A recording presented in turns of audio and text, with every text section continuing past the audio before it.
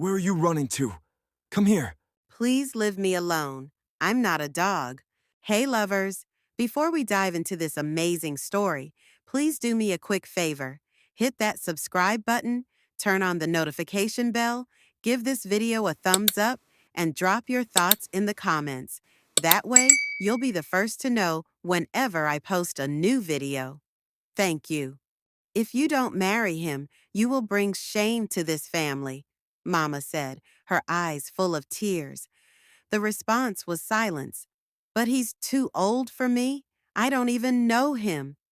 You will grow to love him. He is rich. He will take care of you. That was the lie told. At 22, it was clear that a dream was being crushed. The dream of becoming a teacher, the desire for a life of purpose, all were dismissed the moment marriage to a stranger was demanded. His name was Chuka. He lived in the city. Success surrounded him. People said it was a stroke of luck. But what was hidden was that he was a beast, a sex addict, a madman in disguise. From the first night, something felt wrong. There was no rest after the wedding. Come here, he whispered that night, but I'm tired. Don't ever say no to me, he commanded, pulling roughly. Tears were shed that night, but it was only the beginning. Morning, afternoon, midnight, any time peace was not to be found. On one occasion, they were invited to a wedding. In the car, about to enter the venue, his hand found its way to the thigh. Let's do it here, he whispered. Here? Inside the car? Yes, I'm your husband. You must satisfy me. Looking around, people walked past. The music of the wedding filled the air. Please, people will see us, he hissed and locked the car doors. Remove your panties, now. Shaking, the plea was ignored. This is not normal. Shut up, he commanded, dragging to the back seat, obeying like a robot, a dog, like someone without a soul. Afterward, the stair was empty. He smiled as though nothing had happened. You're my wife. You belong to me. From that day, smiles were lost. There were times in public places, at the supermarket, when whispers would follow. Let's go to the toilet section. It was understood what that meant. There was no shame. There were no boundaries. It was everywhere. Hotel parking lots, staircases, inside his friend's car, even in a boutique fitting room. Slowly, life faded, but no one saw it. Onlookers saw a happy couple saying, "You're lucky. Your husband loves you so much." They didn't see the truth. One Sunday after church, he dragged her to the back of the building. "What are we doing here?" the question asked. He unzipped his trousers. "Just one round." "In church? Are you not afraid of God? You're my wife. Obey me." She knelt and begged, "Please, I'm weak. Let me rest." The slap echoed. A woman turned, hearing the sound. He smiled quickly and said, "She just fainted a bit." "She's okay." He held her like he was helping her, but he was the one destroying her. Later at the hospital, the doctor said, "You have infections. You're physically weak. Your blood is low. You need serious rest." She wanted to speak, but he was there, smiling, acting like the caring husband. So she stayed silent. She swallowed the pain. Back home, on the bathroom floor, she cried, too weak to even lie in bed. But that night, he still came. He still demanded. When she said no, the door was locked, and it was forced upon her. Laying there, tears falling, she did not resist, because she had nothing left in her. Even after all of that, it was not enough for him. He still had women outside, girlfriends in the city, different faces, different bodies. He would come home late, reeking of unfamiliar perfume, sweet, sharp, expensive perfume that clung to his skin like proof. Sometimes lipstick stains, sometimes long strands of brown hair on his shirt. And still, after enjoying another woman, he would walk into the house and demand more. No guilt, no shame. Even in the kitchen, while she was cooking, He would grab her from behind and have his way with her on the cold tiled floor, pushing pots aside, spilling soup, scattering spoons. "Don't move," he would say. "But I'm cooking. I said don't move." And that was it. No permission, no care, just selfish hunger. Tears would mix with oil and pepper on the floor, but he didn't notice. He would finish, zip up, and walk away like nothing happened. To the neighbors, he was a loving husband. To the outside world, she was lucky. But inside that house, it was pain. Quiet pain, silent pain, a slow death. But it didn't stop there. Any house help she brought into the house, he would sleep with them, all of them, as if he was cursed. At first, she thought it was just a mistake. Maybe the girl tempted him. But then it happened again, and again, and again, one after the other. Young girls that came to help with cleaning or cooking, he would start by greeting them nicely, then giving them gifts, then whispering things behind her back. Before long, she would hear strange sounds in the guest room, and when she confronted him, he would say, "She's just helping me relax." She changed the first one. The second one lasted only 2 weeks. The third one ran out of the house crying one morning. Each time, she would clean up the mess, carry the shame, and pretend everything was fine. Until she couldn't anymore. She stopped bringing house helps completely. She did all the housework by herself just to protect her home, her sanity, what was left of it. But even that didn't stop him. He still wanted her all the time, morning, afternoon, night, even when she was sick, even when she was on her period, even when she was fasting. No peace, no break, just pain, shame, and silence. She stopped bringing house helps completely. It was better to do everything alone than to watch another girl become his next victim. But the weight of it all was breaking her. The endless chores, the pain, the silence, the fear. That night she couldn't sleep. She laid beside him, staring at the ceiling, thinking of all the times she begged him to stop, all the places he dragged her to, all the nights she cried herself to sleep. Her heart was tired. Her body was tired. Her soul felt empty. She got up slowly and knelt beside the bed. "Chuka," she called softly, voice shaking. He turned and looked at her. "What is it again?" "Please, if there's anything I've done to offend you, maybe I wronged you without knowing. Please, I'm begging you, forgive me."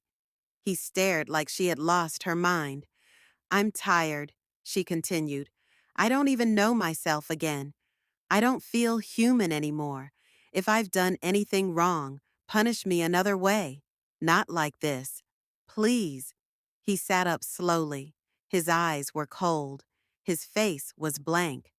Then he said, "You've not done anything wrong. You're my wife, and your duty is to give it to me. Anyhow, I want it. Anytime I want it." Her mouth dropped open. "Chuka, I'm not an object." "You're mine," he said sharply. "You don't talk back. You don't ask questions. Just open your legs when I say so. That's what a wife is for." Tears fell from her eyes. "But I'm dying." "Then die quietly," he hissed, laying back on the bed. "Just don't disturb my sleep." She stood up slowly, legs shaking. She went into the bathroom and locked the door, sat on the cold tiles and hugged herself. That night, she made a promise to herself. If she didn't leave that house soon, she would die there. But where would she go? Who would believe her? Her friends had either disappeared or betrayed her. She had no job, no money, no place of her own. The only person left, the only name that came to her heart, was her mother. She remembered her words clearly. "Whatever happens in life, my door is always open." She wiped her tears with the back of her hand and picked up her phone.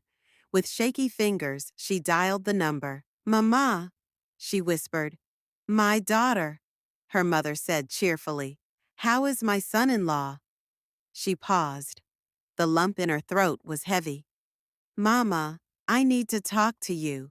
Hope nothing has happened? Mama, I'm suffering. This marriage is killing me. Chuka is not normal.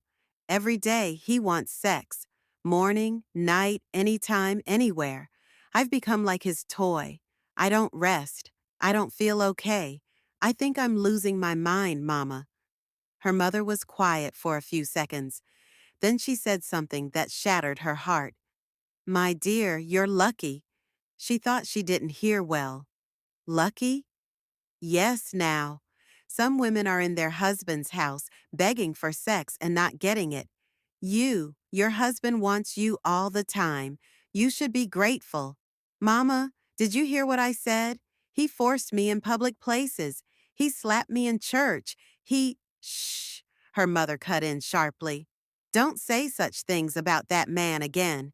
That man is your husband. He takes care of me. He sends me money. Do you think I don't know how many bags of rice he has brought to this family? Do you think your siblings are not eating from him? She felt like vomiting. So because of the money, I should die in silence. Don't ever say that, her mother snapped. If this is how you'll pay me back for helping you marry a good man, then don't call me again, and don't ever bring shame to this family by running back here. I won't open my door for you. Stay in your husband's house. Then she hung up. She stared at the phone. The only person she thought would understand had turned against her. She had no mother to run to, no family to hide her.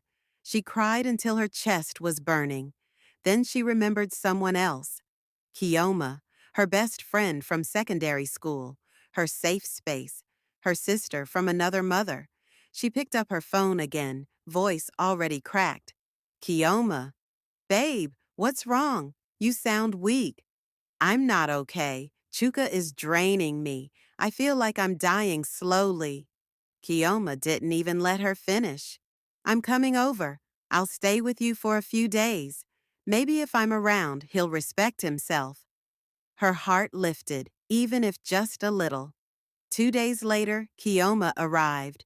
With her usual big smile, loud laughter, and perfume that filled every corner of the house. She was happy again. At least someone cared. Kioma helped with cooking. She helped with cleaning. She even joked around with Chuka in the evenings, saying, "Let me keep this man busy so he won't disturb you every second."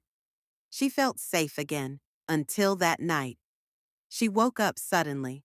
The bed beside her was empty. The house was quiet. Too quiet. She walked out, heart racing.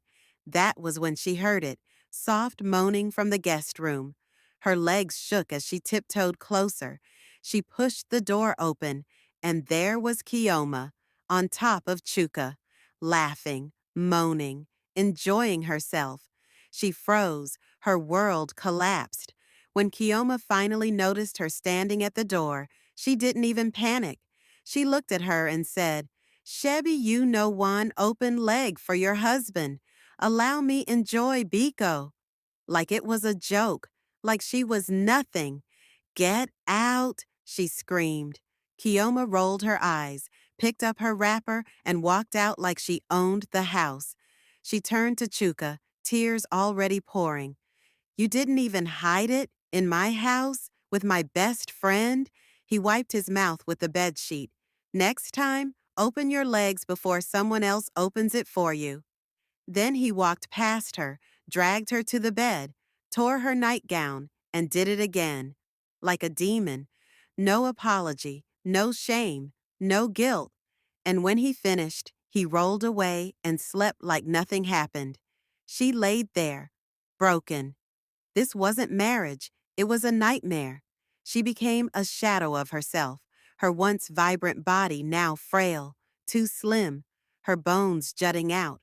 Her skin had lost its glow, her eyes hollow from nights of pain and endless crying. Yet, despite all this, the man she once called her husband remained selfish and blind to the damage he was causing. Chuka didn't notice. He never did. How could he? when all that mattered to him was his own desires and his twisted sense of control. His focus was only on himself. He didn't see the pain in her eyes or hear the exhaustion in her voice. He didn't notice the way she no longer laughed, the way she flinched at his touch, the way her spirit had slowly been crushed under the weight of his cruelty. He walked past her in the house, not a word of concern leaving his lips. He didn't care that she could barely stand, that her once joyful demeanor had withered. He was too wrapped up in his own needs. He demanded more from her, never pausing to think of the toll it was taking. Her body was breaking, but he was blind to it all, trapped in his selfish bubble of dominance. When he asked for his meals, his clothes, his attention, each day as she looked into the mirror, the reflection that stared back at her was a stranger. The woman she once was, full of life, laughter, and dreams, was slipping away, piece by piece, but Chuka never noticed. To him, she was still just his possession, there to cater to his every whim. The thought of leaving crossed her mind often, but what would she do? Where could she go? She had no one. Her mother had already closed the door to her, and Kioma, her best friend, the one person she thought would understand, had betrayed her. She was alone, trapped in a life that was slowly suffocating her. The woman she once was fading, and the world around her was growing dimmer. All she had left was her phone. In a house full of silence and emptiness, it was her only escape. When the weight of her days became too much to bear, and the walls of her isolation pressed in on her, she would reach for her phone. It was a small comfort, a distraction from the harsh reality she faced. Through the screen, she found someone who listened, someone who made her smile again.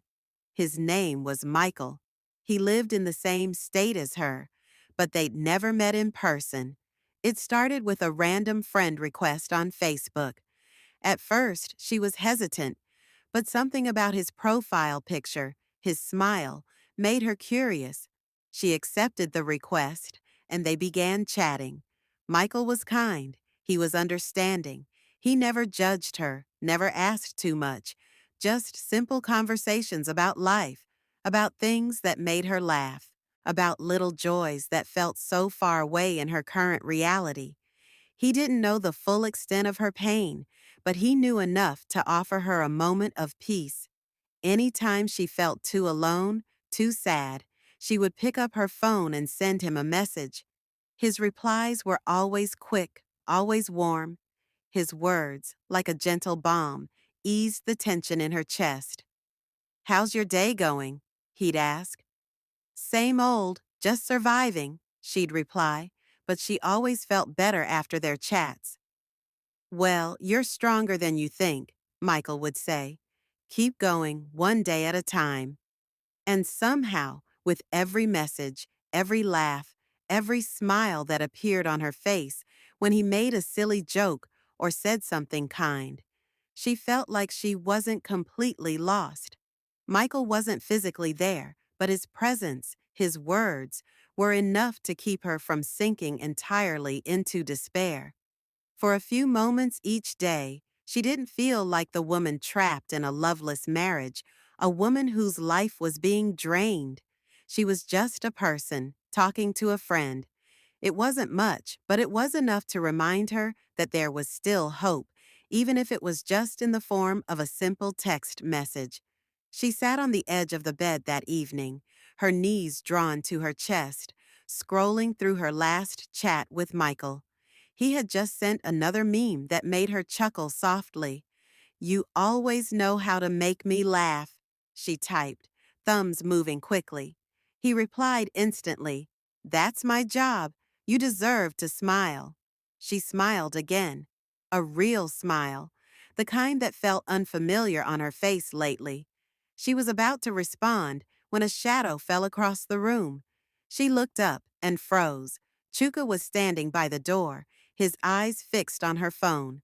Without a word, he walked across the room and snatched it from her hands. She tried to hold on, but his grip was too strong.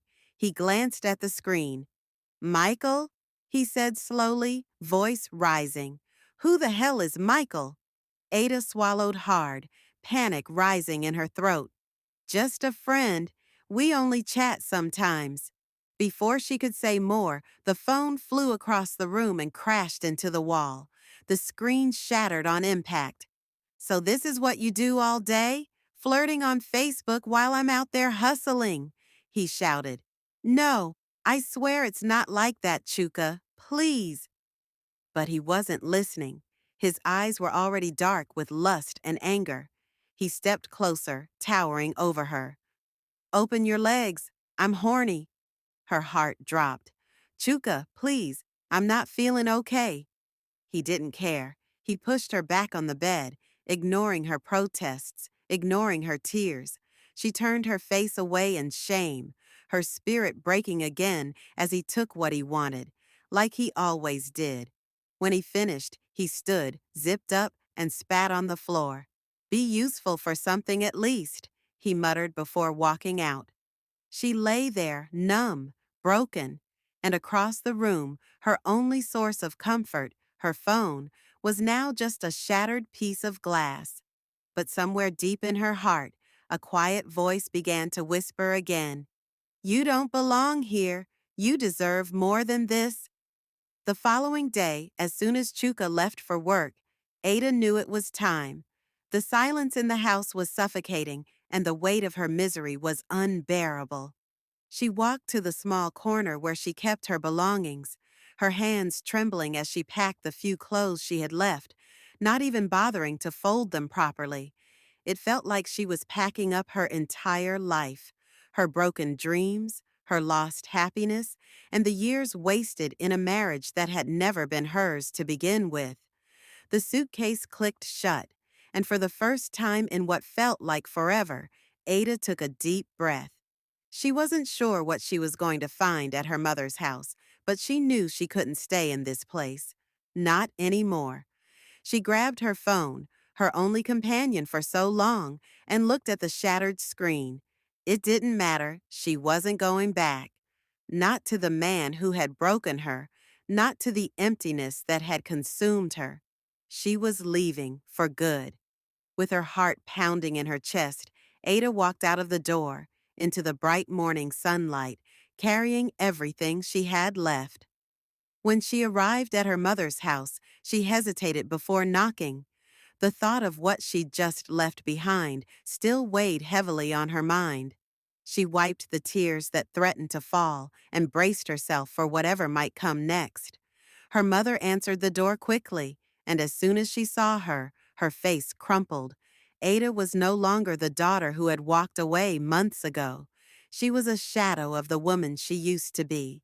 Her skin was pale, her eyes hollow, and her body was too thin, the result of months of abuse and neglect. She had withered away before her mother's eyes. "Oh my God, Ada!" her mother cried, grabbing her and pulling her into a tight embrace. "What happened to you? Look at you. You're so slim. My daughter, what have they done to you?" Ada didn't speak, but the tears that flowed freely down her cheeks told her everything. She couldn't keep the facade up any longer. She couldn't pretend that everything was okay when it wasn't. She pulled away slightly, her heart racing, and looked at her mother. Without a word, Ada took a deep breath, gathered her courage, and lifted her dress, showing her mother the injury between her thighs, the mark of Chuka's cruelty. Her mother gasped, covering her mouth with her hands in shock. "Oh, my child," her mother whispered, her voice breaking. "I didn't know. I never knew it was this bad. I'm so sorry, so sorry." Ada's eyes filled with tears, but she didn't speak. There was nothing left to say. She had been silenced for so long, but now, finally, she was heard. Her mother collapsed onto the chair, her tears streaming down her face. "I am so sorry, Ada. I should have seen the signs. I should have stopped this. I let you marry him for the wrong reasons, money, security, and I didn't even think about how it would break you. Please forgive me." The words stung, but Ada knew it wasn't entirely her mother's fault. She'd been blind, yes, but so had Ada. She'd allowed herself to be trapped in a cage of her own making. It wasn't just her mother who had failed her. She had failed herself too. But for the first time in so long, she felt something, something other than the emptiness. She felt seen. She felt heard. And as her mother sobbed, apologizing for all that had happened, Ada knew that maybe, just maybe, this was the beginning of her healing. She closed her eyes and whispered, "I forgive you, Mom. But I need to heal. I need to start over." Her mother reached for her, wrapping her in a warm embrace, and for the first time in a long time, Ada didn't feel completely alone. The lesson: never allow anyone, not even family, to push you into a marriage your heart doesn't want. Money fades, beauty fades, but pain lasts. Choose peace, choose love, and above all, choose yourself before it's too late.